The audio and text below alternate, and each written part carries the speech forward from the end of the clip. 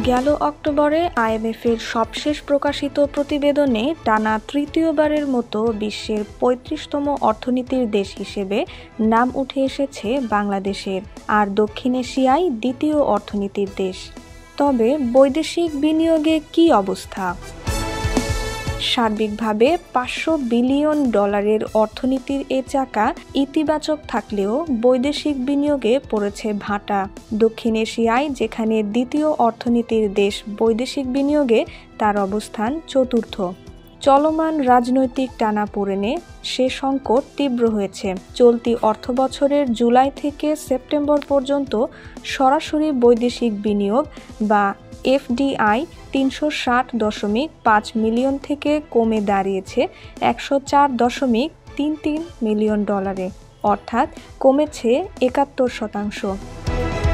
এ সময় বিদেশি বিনিয়োগ এসেছে $৭৬.৭৯ মিলিয়ন, যা গেল অর্থবছরের একই সময়ের চেয়ে ৪৬% কম। ব্যয়ের সাথে মাথাপিছু আয় বৃদ্ধি আর অধিক হারে মধ্যবিত্তের অবস্থান বিবেচনায়, যেখানে বাংলাদেশ বিদেশি বিনিয়োগের সম্ভাবনাময় এক বাজার হতে পারে, সেখানে কেন এই অবস্থা? অভ্যন্তরীণ সমস্যাকে অন্যতম কারণ হিসেবে দায়ী করেছেন ব্যবসায়ীরা। বিদেশি বিনিয়োগ আকর্ষণে নানামুখী নীতি প্রণয়ন হলেও তার ধারাবাহিকতা না থাকা, সেবা পাওয়ার ক্ষেত্রে দীর্ঘসূত্রতা, আর্থিক খাতে শৃঙ্খলার অভাব, বিনিয়োগ নীতি বারবার পরিবর্তন, আমলাতান্ত্রিক জটিলতা অন্যতম। আর গেল কয়েক মাসে তীব্র হয়েছে রাজনৈতিক অস্থিরতা। সম্প্রতি চীনের সাথে যুক্তরাষ্ট্রের শুরু হওয়া বাণিজ্য যুদ্ধের সুযোগ নিতে পারে বাংলাদেশ। তবে বিনিয়োগকারীদের আকৃষ্ট করতে তৈরি পোশাক ছাড়া অন্য খাতে সে সক্ষমতাও ক্ষীণ বলে মনে করেন ব্যবসায়ীরা।